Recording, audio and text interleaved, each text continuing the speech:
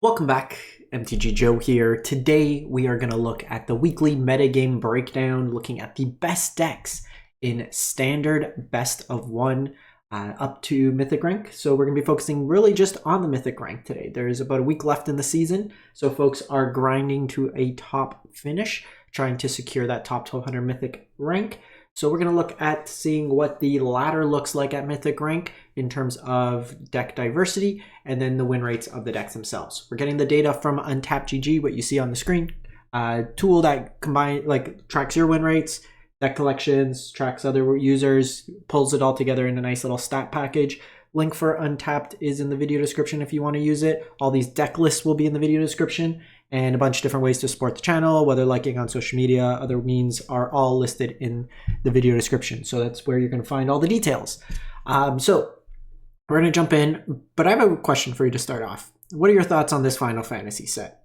Right now, to me, it looks basically like Commander Masters version 2. This set looks extremely overcosted for a lot of the stuff. It's very much Commander-esque in nature. I am a bit worried in terms of how much of an impact it's going to have on the format when we have very powerful, aggressive decks, and they printed a bunch of 4, 5, 6 mana spells that require a lot of investment. I'm a little worried in that regard, but I am going to be part of early access on the first week of June, so we'll test out a bunch of stuff, see how it works in that regard. In any case, let's jump into it. Popularity of the day. Izzet Prowess is a Cori Steel at 13.5%, Mono Red at 12%, Azorius Omniscience at 10%, Rakdos Aggro, which is kind of the fling aggro, at 7%, Mono Black Midrange at 6%, Mardu Aggro, which is basically the Boros Auras with the fling deck. So if we look at Mardu Aggro in 6th, as well as Boros Auras in 8th, it's about 7%, and then Mono Black Demons, which would kind of be grouped with the midrange deck. So it's about 8 there. So kind of aggressive red decks versus combo decks versus black decks that are trying to interact. We see quite a stark Omniscience started the month at 87% metagame share. Just everyone was trying to play that deck. So real outlier here in terms of just kind of jamming that deck in play. So we're going to look this week, the May the 18th through to the 25th, 71,000 games played, 100 game cap at the minimum. Highest win rate deck is Boros Auras at 69. Nice. So this deck here is a mix of the Mono Red Mouse package, Emberheart Challenger, Manifold Mouse, and Heartfire Hero all in here. But you're going to put auras on it. So Sheltered by Ghost makes is removal, lifelink, protection, Charged Mage Rescues, protection. Any of these auras are casting. Optimistic Scavenger loves it because it's going to be putting counters on your creatures. Double strike it, trample it, ethereal armor, go to town. Demonic Ruckus is evasion in the form of trample. Feather of Flight as flying. And then a couple of Tali's Favor to cascade you into more spells on the top end. Very aggressively slanted deck. And we're going to be referring to it multiple times in this video, the mouse package. Moving on, we got Azorius Omni. So this one's at 67%. There's basically 2 ways to win with this deck. There's kind of the core of both decks. They're going to put cards into their own graveyard. So drawing, discarding, milling, whatever it may be. You're going to Abuela's Awakening your Omniscience. There's this version here, and then there's another version. So this version here is basically going to find an Invasion of Arcavios. You go into your sideboard, you pick up Jeskai Revelation. Jeskai Revelation, you cast all the modes, you pick up your invasion, deal 4 damage to your opponent, and then you recast your invasion. You get this from the graveyard and do it over and over and over again until you burn your opponent out. The other version of the deck is playing 2 Meringue River Regents, and the one saga, it's right here. Founding of the Third Path. So this one here, so it's about 12 or like 10% win rate difference. But basically with the 2 Meringue River Regents in this case, you are just going to be basically digging for the combo as you go, and then just the 2 Meringues pick each other up repeatedly along with the Founding of the Third Path, and then you mill your opponent out.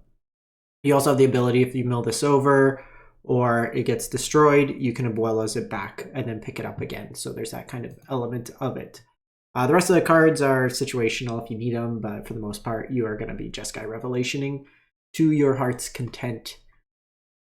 Mono Red Aggro, 64%. So this is the build that came top 8. So the build that won the RC Hartford was playing 3 Magebane Lizards main.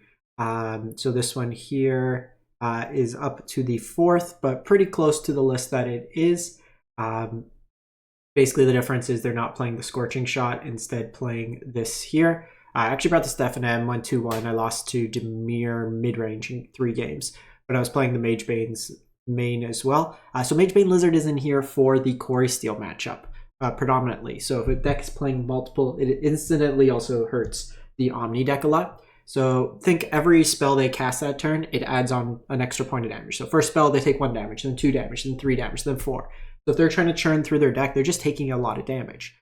The big thing with Magebane as well is if you look at the Izzet decks, a lot of their damage is 1 to 2 damage in the form of Torch the Tower or Burst Lightning. So they can't really deal 4 damage. They have to just rely on Floodmaw to kind of temporarily deal with it. So there's that elements there. Deck is very resilient. I won a lot of games just off like Rockface Village, triggering Valiant, Soulstone Sanctuaries being mice as well. The full 4 Witchstalker Frenzy, if some of the meta is a little bit larger, it also just in the mirrors kind of trades with most things. And then there's also the way you can do it where in combat, you stay in combat. You deal damage with Screaming Nemesis. Before you go to second main, you are still in the combat step, which allows Witchstalker Frenzy to get that cost reduction. So you can direct for 1 mana potentially at your Screaming Nemesis to deal 5 damage to your opponent and finish them off. So you deal like the 3 from the combat, then throw an extra 5 on top. So it's not necessarily always a dead card in that regard. So there's this other mono red deck that looked interesting. Dom Tembi went 74 and 20 with it. Reasonable into the other red decks. So really strong kind of finish with this. So it's a Cori Steel version of it. Yes, I know this card is finally playable, but jokingly enough, so it's more of a prowess build, and the card in here that allows you to repeatedly trigger the Cori Steel is Fleeting Effigy. So basically one of these kind of 1 mana, 2 power creatures that go back to hand at the end of turn. So it allows you to recast it over and over so you don't run out of fodder in terms of it. This one's a little bit more aggressively slanted. You have Bolt Wave, you have Burst Lightning, you have Shock. So more burn, you have Slick Shot, Lightning Strike. So just a lot of stuff pointing to the face, and then kind of relying on the Cori Steel to finish them off. The one thing with this, you may want to see, like after playing the games, I haven't tried this version, but Reckless Impulse could be another card just to keep you going in terms of gas. But this is probably one of those decks where you have Cori Steel, you're laughing, and then in some games like Heavy Removal, it might be a little problematic if you don't have it. You do have the Cori Steel Monastery. Now, notably in this deck, it will always come into play tapped, since you don't have the condition of Plains or Island, but it is another way as a mana sink if you do Flood to kind of get some value there. Aforementioned Izzet Prowess, 63%. So the big thing here is the flex spot in terms of your 2-drop. Sometimes you'll have Slick Shot, sometimes you'll have a split, Drake Hatcher, or Slick Shot. Sometimes you'll have Hearth Elemental. Hearth Elemental was something I was playing in the Alchemy version for the qualifier last month. Hearth basically being a more aggressive stock up. Since you can kind of discard your hand later in the game, and then it's a threat. And in and of itself, like in later turns, it's self-enabling for Cori because it's basically 2 spells thanks to the adventure. Stock up in here will refill your hand. Dragecatcher is better in the mirror, and it's also reasonable into some of the red decks. Obviously not in the double tramp, like the double strike lines, but it makes tokens that can block the Slick Shot show-offs. It's offense-defense type effect, which is reasonable.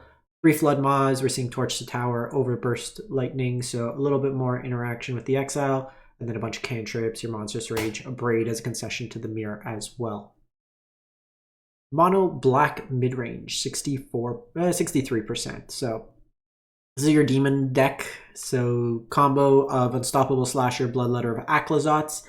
Slasher makes your opponent lose half their life. This doubles the damage, so you one-shot your opponent if these 2 are on the field, and this connects. You have your Unholy Annex, which will dig you into your various pieces and then gain and drain with the Unholy Annex half.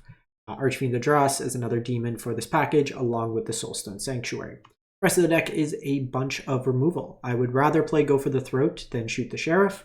There's not really artifact creatures. There may be an incidental assassin, pirate, rogue, warlock. Just random creatures sometimes have these subtypes. Go for the throat. There's not really artifact creatures in the format. I would rather play that. Annoyance reasonable against all the mouse decks since it's exile. Deep Cavern Bat to kind of disrupt, Duress to eat away at the hands. Most of these red decks too, like you'd think creature aggro is not going to have a lot of non-creature spells, but between Monstrous Rage, picking that off, some of the burn, some of like even just Witchstalker Frenzy to keep your big creatures alive can be reasonable in that respect. Reanimator time, 63%. So a deck that usually does better in best of one, than best of 3 because your opponent's not banking on too much graveyard hate. So this deck here is about drawing, discarding, and then reanimating a big creature. So you have both Rite of the Moth as the 5th copy of kind of a Zombify effect. Obviously harder to cast, double black and a white, but you have the Zombify here. I don't know how well the Mardu Siegebreaker necessarily fits the deck. You do get to make a copy of, say, Trumpeting Carnosaur or a Tally, which is kind of cool, but I think maybe just having a little bit more early game, like I'd probably play 2 more Fear of Missing Out or like another Tursa perhaps. Even something like Cut Down or Torch the Tower could be reasonable, but you have your enablers, draw, discard, discard with removal, draw, discard, press, Tunnel Grinder. So just putting these cards in the graveyard, eventually finding. You also have Rakdos Joins Up as a way to reanimate. This one has the upside of if it is a legendary, when it dies, it deals damage equal to its power to target opponent. Harvester's early removal and a sweeper, but Cascade-esque effect with Discover off Trumpeting Carnosaur and Natali. Then you have just big hitters, Valgavoth, Rennie, just big old fatty, Virtues removal and reanimation, and then Atraxa on the top end. Gruul Delirium, 54%. So this has been picking up in best of 3 as well. So basically with this deck here, what it has the benefit of is most of the creatures can dodge Pyroclasm in the main. It's a very aggressively slanted deck, and if there's less graveyard hate, it's a little bit better. I don't necessarily love the 3 commercial districts, having played this deck at an RC, a previous version. You do want your early lands to come into play untapped. So this is one that I'd be a little weary of, especially with Seed of Hope and Bushwhack. You can kind of stretch your mana base a bit where you're able to play more non-basics. But with Delirium, having 4 creature types in your library, you get a 1-mana 3/3 that dodges Go for the Throat. Breakout can haste out a bunch of things, including like a Fear of Missing Out that has Delirium to get extra combat steps. Tursa does a lot in this deck. It lets you kind of curate your hand, draw, discard, and then later game cast stuff out of your graveyard. Wildfire Wickerfolk in here as a, basically with Delirium, it's a 4/3 trample with haste, which is really well statted. Keen-Eye Curator, nice way to kind of eat at the Omni decks, can scale up. And then you have kind of Monstrous Ray, or you have Embercleave for 1 mana. You have Delirium basically. Gets double strike. There's a bunch of things that have trample in here. Overprotect is another big protection effect. Like dodges nowhere to run since it gives enough power boost. And then it just gives indestructible against most sweepers, trample, which is all stats that you kind of want. Baldur's Strayed Worm is kind of a top end. Notably with Breakout, you can find the Tursa, but it won't put into hand. In best of 1, you may actually want, instead of something like the Worm, playing 1 or 2 copies of Screaming Nemesis. Given that the format is fairly heavily red, it works pretty nicely with that.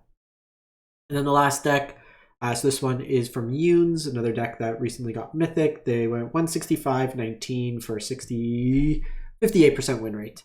But reasonable matchup into red and black, which you want to see. And then kind of bad into the Prowess deck. And then okay, about 50% against the Omni deck. So taking on at least 2 of the high win rates against 2 of the 3 kind of, or 4 meta decks is pretty reasonable. This is Jeskai Dragon Control. So this deck here is a control deck, basically blue-white, with some splashes of red. The red will give you access to Lightning Helix, just flexible kind of damage-based removal that gains you some life. Big card here is Shiko, which will allow you to recast stuff from your graveyard. So stock ups for free, split ups, rediscover the way. And then you have kind of your top end, Moraine River region, Jeskai Revelation. The Dragonstorm is something you can pick up. There's a couple of like autos, like a Parting Gust I probably wouldn't play. The decision to play like a bunch of these situational one-ofs. I would probably play something like Torch the Tower main to also help you, or just like something early, like a 1-drop in here just to help you out. Or even just more copies of Dragonstorm. Since you are playing control, being able to have the flexibility to loop through the deck is also pretty reasonable in that regard. But this is a deck that has done reasonable in best of 3 and does have the tools. Another thing you can look at is, given the composition of your deck, it's not unreasonable to just cut the split ups and play temporary lockdowns in this build. It deals with most of the common aggro decks, and you don't really have much that you care about getting hit there. Split up does have the issue sometimes where you don't properly clean out the board, and you really need to survive to the late game. So I think that would be a suggestion that I would have.